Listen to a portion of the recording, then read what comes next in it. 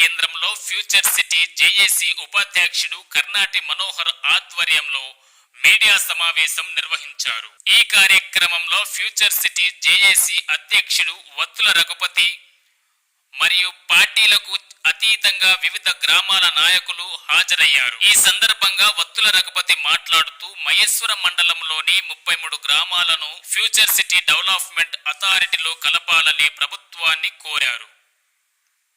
Future city అంటే ప్రపంచ దేశంలోని తలమానికంగా నిలుస్తుందని, ఇక్కడున్న ప్రాంతమంతా అభివృద్ధి చెందుతుందని ముఖ్యమంత్రి రేవంత్ రెడ్డి గారు ప్రతిష్టాత్మకంగా ఈ ప్రాజెక్టుని చేపడుతున్నారని, కానీ సబితా ఇంద్రారెడ్డి మాత్రం ఈ ప్రాంతంపై కక్ష కట్టి అభివృద్ధిని అడ్డుకుంటుందని వారు సబితా ఇంద్రారెడ్డికి విమర్శించారు.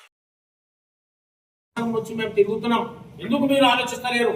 మొత్తం నోటికాడికి వచ్చిన బుక్కను మీరు లాక్కుతున్నారు.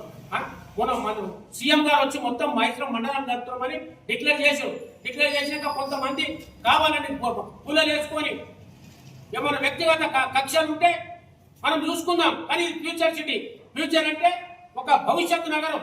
ఇప్పుడు కాదు, మన పిల్లలకు మన్మనాలకు వాళ్ళకి అవసరం పడుతుంది. కాబట్టి ఈ ఫ్యూచర్ సిటీని ఎవరు అడ్డుకున్నా వారు చరిత్ర హీరోలు అవుతారని చెప్తూ ఉన్నాను నేను.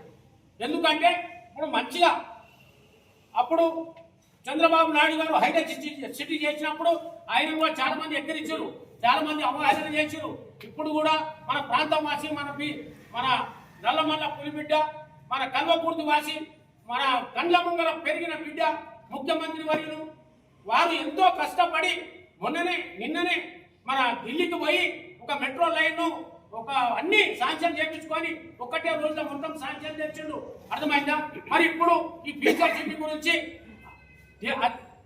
దేశాల నుంచి, ధనిక దేశాల నుంచి చాలా మంది పెట్టుబడులు పెట్టడానికి ఇక్కడ తొంగి చూస్తున్నారు.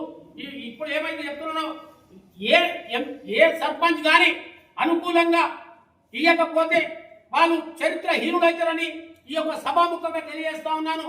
మరి ఎవరైతే ఈ యొక్క అభివృద్ధిని అడ్డుకుంటున్నారో వాళ్ళు చాలా ముందు వాళ్లకు చాలా హెచ్చరిక జారీ చేస్తా ఉన్నాము.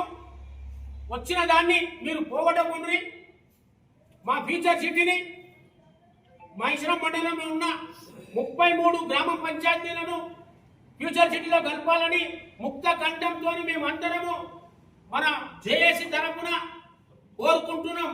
ఈ యొక్క అవకాశం ఇచ్చినందుకు ధన్యవాదాలు, శుభాకాంక్షలు.